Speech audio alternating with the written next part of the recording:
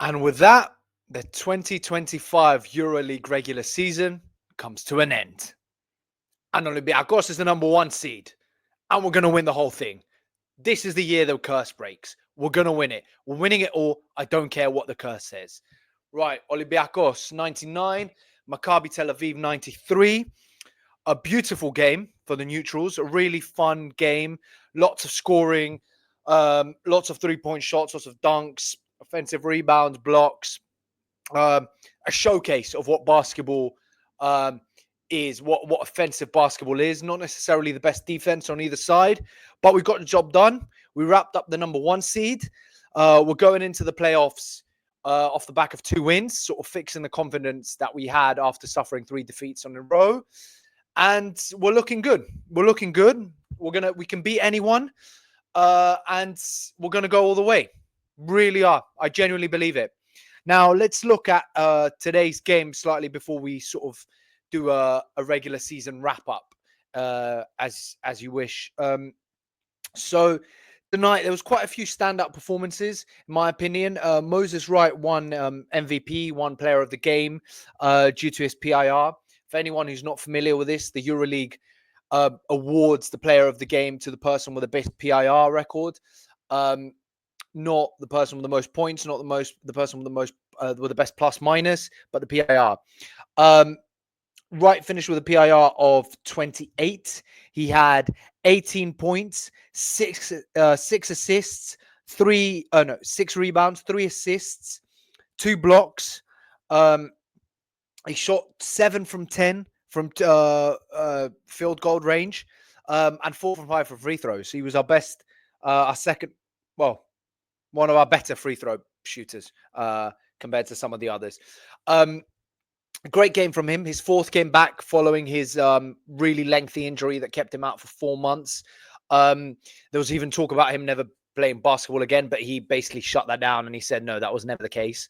So it's very positive seeing him back, especially with both Fall and Milutinov out. He's our only proper center. I mean, I don't count Mensa. So it's really important to have him back. He's going to be crucial in the playoffs. His style of play is different to everything else that we have because he's a smaller big. So having that option is crucial. So fair play to him. Good job. Lovely to see him sort of get his rhythm back and go back to the right that we saw at the start of the season and in the second half of last season. Another shout out goes to Evan Fournier, who finished with 27 points. Just 2 points short of a career high. His career high in the EuroLeague is 28 points. Again, lovely to see him bounce back coming off an injury. This was his first game back from an injury. And even prior to the injury, he'd sort of hit a slump. So it's really, really good seeing him firing on all cylinders going into the playoffs. I mean, his shooting was absolutely incredible. 5 from 7 from 3-point. 5 from 6 from 2-point. Just absolutely unplayable. He did what he wanted on offense. And then 2 from 7 at the free throw line. He shot 28% at the free throw line, but 71% at the 3-point line. Like that is mind-blowing. 71% from 3-point, but 28% from free throw. I know I've just repeated myself, but can you guys comprehend how absolutely ridiculous that is? How is that possible? How can you be shooting lights out from 3-point range, and some of them from so far back with hands in your face, yet you're shooting 2 from 7 from the free throw line? Crazy, criminal on free throws, in my opinion. It's absolutely criminal. A player like him should not be doing. No professional player should be shooting 2 from 7. Free throws have really cost us this year.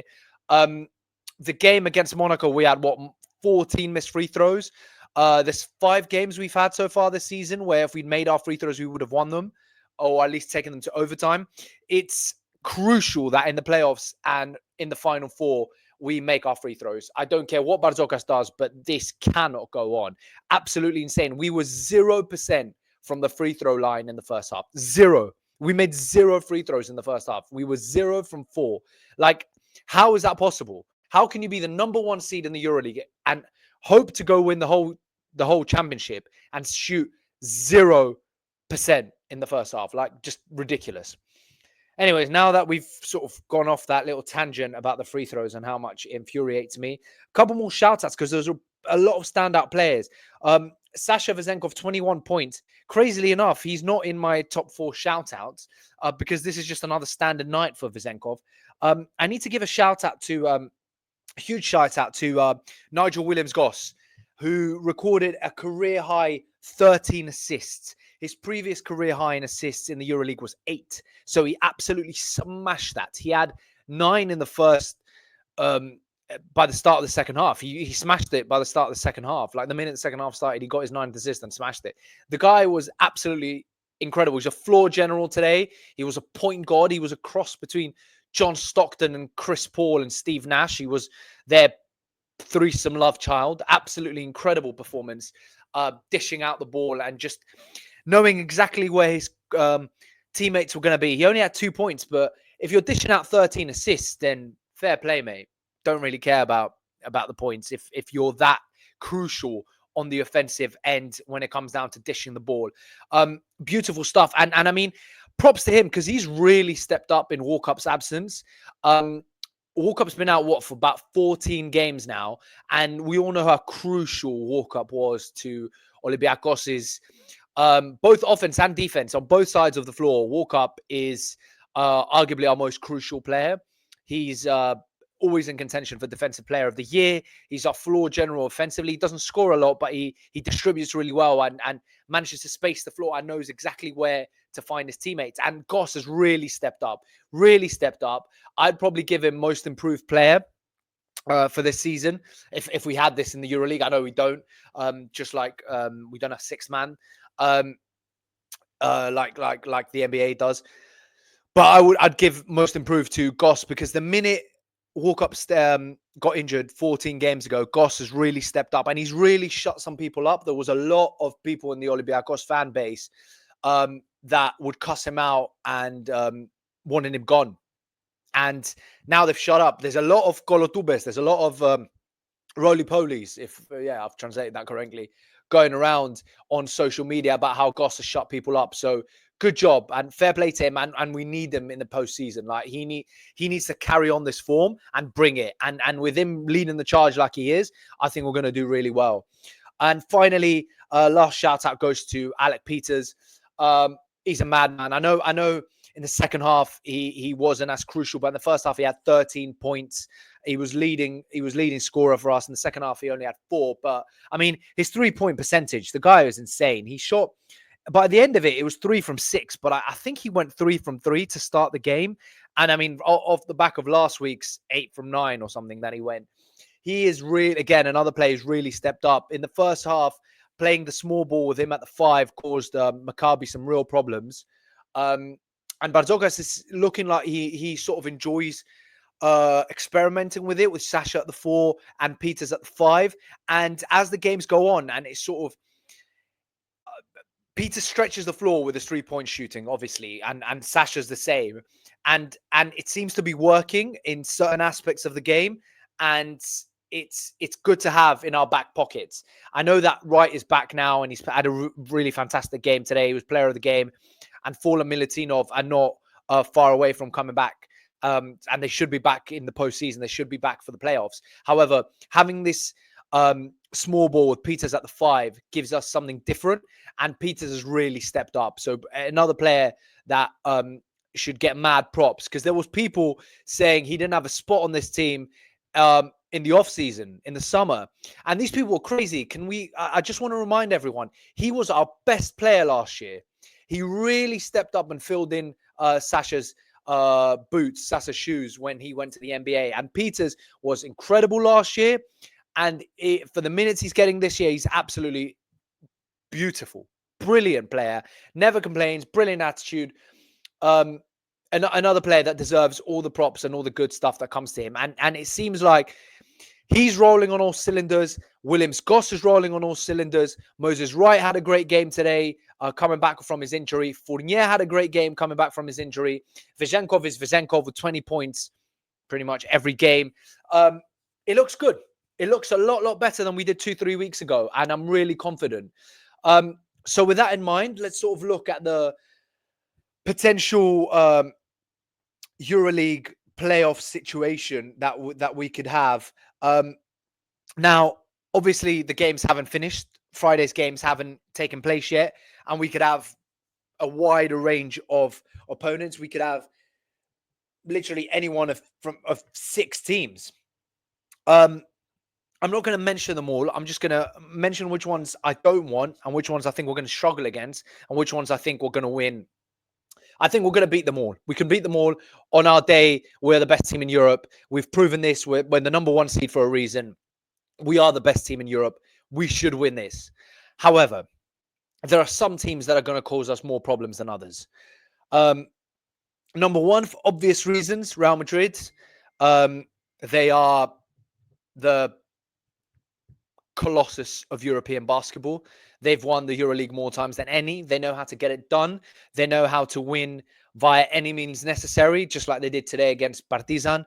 Real Madrid are, even without home advantage, Real Madrid are an unstoppable opponent.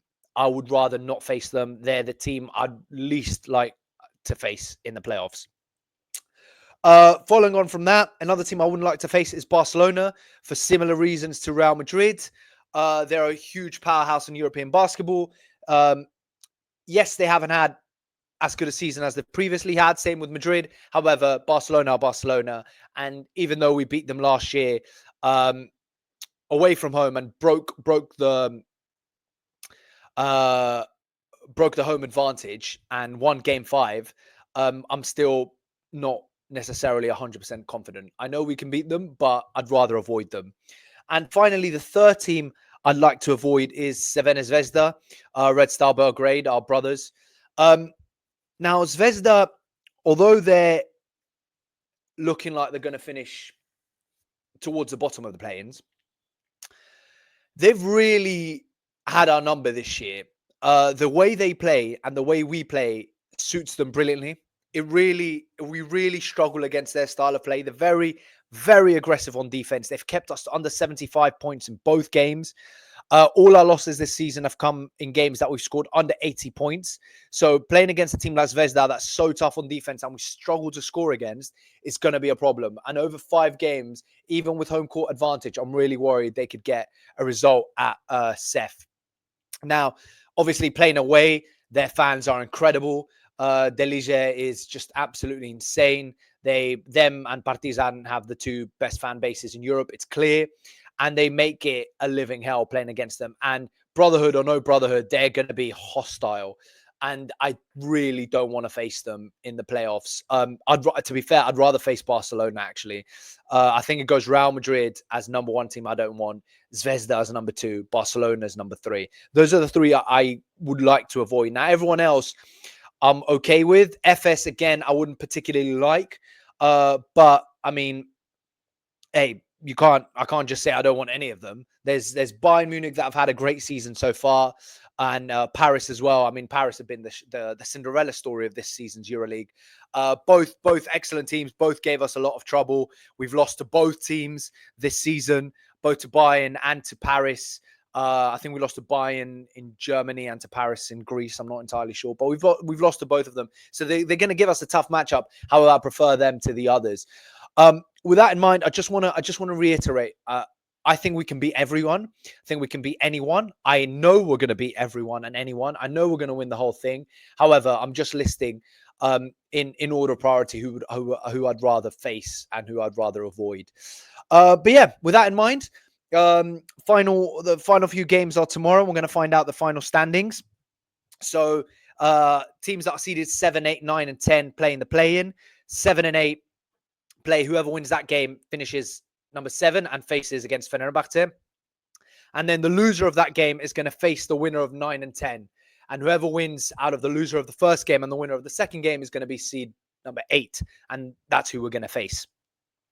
Playoffs start April 22nd. So that's in about 12 days. Yeah, 12 days from tonight. So, 2 weeks is going to be a rest. We've got some Greek League games in the meantime. But yeah, hopefully we sort of carry on from this momentum of 2 wins back to back and sort of go into the playoffs in form and crush whoever we have in front of us. But yeah, that's it for now. And yeah, catch you in the playoffs.